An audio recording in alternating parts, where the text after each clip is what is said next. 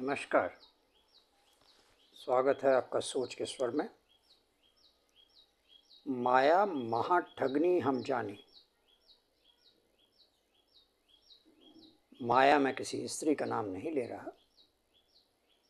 माया यानी धन दौलत ऐश्वर्य। माया महा ठगनी हम जानी। माया सदैव हमें ठगती है, पर वो किसी की होती नहीं। ये भी हमें जान लेना चाहिए।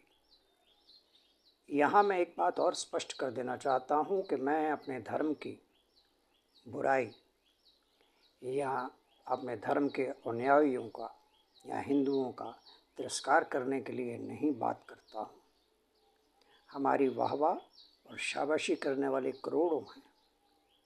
आपने देखा होगा, सोशल मीडिया से लेकर प्रिंट मीडिया, सब मीडिया भरे पड़े हैं। लेकिन मेरा उद्देश्य केवल इतना है कि हम यथार्थ की बात करें, सच की बात करें। हम कहाँ जा रहे हैं, क्या खतरे हमारे सामने आ रहे हैं। हमारी तो अब इतनी अवस्था नहीं कि हम आने वाले सालों में वो सभी खतरों का सामना कर पाएंगे। लेकिन बहुत से हमारे मित्र, हमारे आने वाली पीढ़ियाँ, उनको इन सब चीज़ों का सामना करना पड़ेगा। बस उसी उद्देश्य से मैं अपने विचार यहाँ व्यक्त करता हूँ। आइए विचार पे लौटते हैं। माया महा ठगनी हम जानी।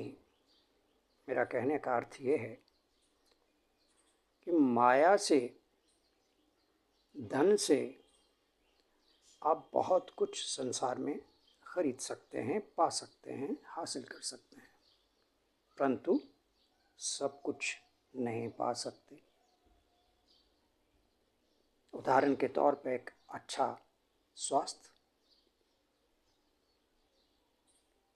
सब कुछ है घर में, लेकिन अगर स्वास्थ्य बिगड़ गया या स्वास्थ्य अच्छा नहीं रहता, तो आप उसको, जीवन को कैसा महसूस करेंगे। आज मैं देखता हूँ कि हमारे धर्म के जो स्वामी हैं, मैं स्वामी ही कह रहा हूँ इसलिए क्योंकि वो हमारा पथ प्रदर्शन करते हैं। हमारे धर्म के जो स्वामी हैं, क्या वो सही पथ पे चल रहे हैं? अगर वो पथभ्रष्ट होंगे तो हम अनुयायियों का क्या होगा? हम किस दिशा में जा रहे होंगे या जाएंगे और कहाँ पहुँचेंगे? भावार्थ ये, अभी मुंबई में एक बहुचर्चित समारोह, शादी समारोह संपन्न हुआ, जिसके चर्चे मीडिया पे, सोशल मीडिया में, सब जगह चलते रहे बहुत दिन। बड़े बड़े स्वामी उसमें आशीर्वाद देने आए हुए थे। हमारे धर्म के प्रचारक, हमारे धर्म के टॉर्च बियरर जिन्हें हम कह सकते हैं। एक उनमें दक्षिण भारत के स्वामी जी भी थे, जो अपना दंड कारण साथ में उठाकर चलते हैं। वो भी आए थे और वो बाद में एक भूतपूर्व मुख्यमंत्री के निवास पे भी गए और फिर उन्होंने मीडिया कर्मियों से ये बयानबाजी भी की कि हाँ, इनके साथ बड़ा अन्याय हुआ। अब जो धर्माचार्य माया में लिप्त हो, मोह में लिप्त हो, राजनीति में लिप्त हो,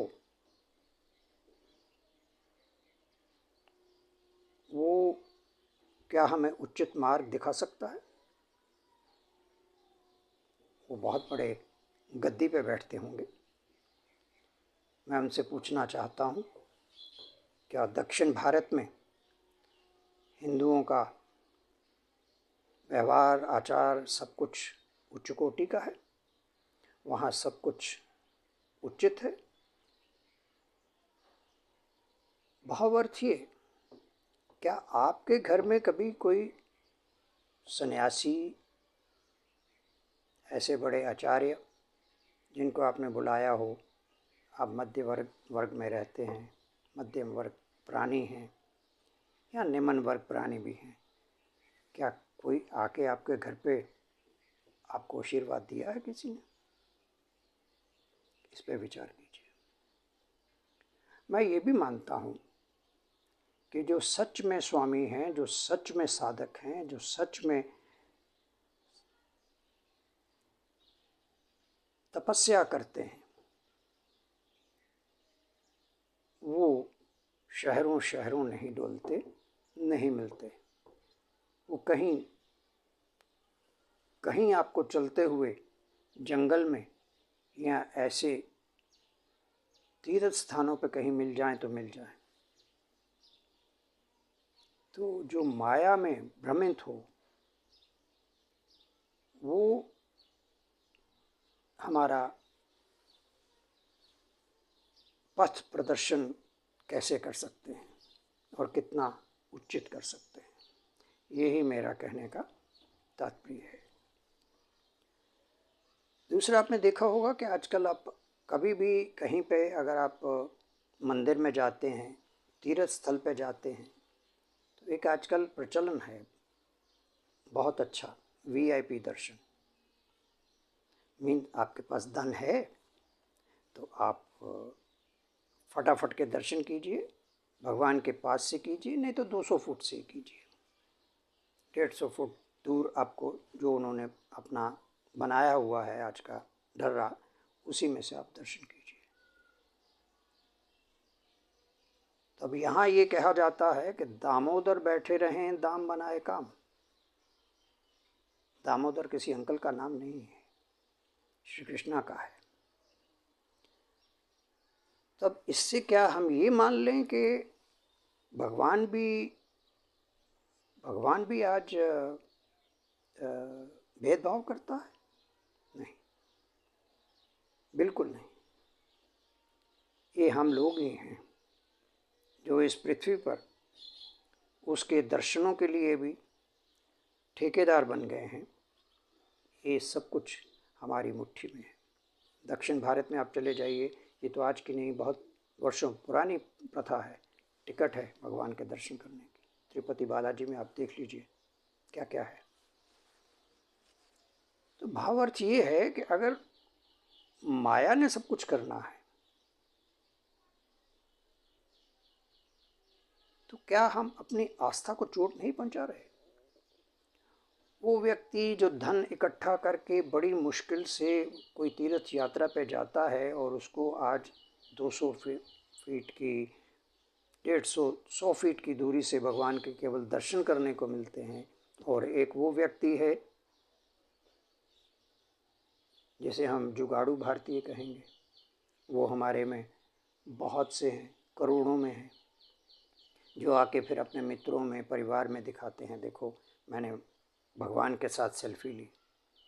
तो हर कोई आतुर हो जाता है, हाँ मैं भी लूँगा, ये कैसे मिलती है? वो वही है कि माया जेब से में थी, पंडित जी को दी, सेल्फी लीजिए, आप कुछ भी कीजिए। तो ये कैसा चलन है, ये किस दिशा में हम जा रहे हैं, इस पे हमें अवश्य विचार करना चाहिए और अपनी पद्धति को, अपने ढर्रे को हमें बदलना चाहिए।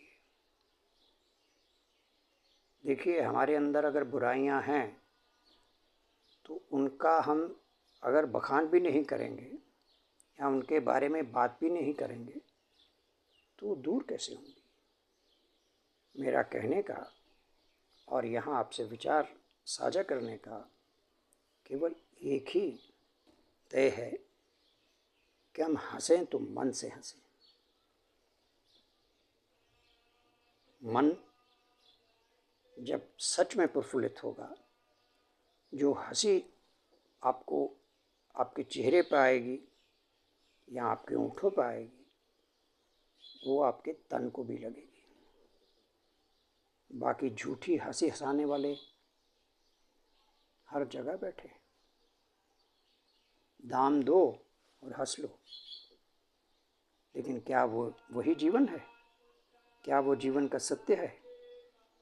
बस इतना ही आपसे कहना चाहता हूँ। आप अपना ध्यान रखें। हाँ, आपसे इस बार एक अनुरोध और करता हूँ। हाल ही में मैंने जाना कि कुछ दुर्घटनाएं होने लगी हैं, तो आप सबसे आग्रह है, गृहिणियों से विशेषकर, कि अपने रसोई घर में, रसोड़े में अपने में अपना मोबाइल गैस के पास मत रखें।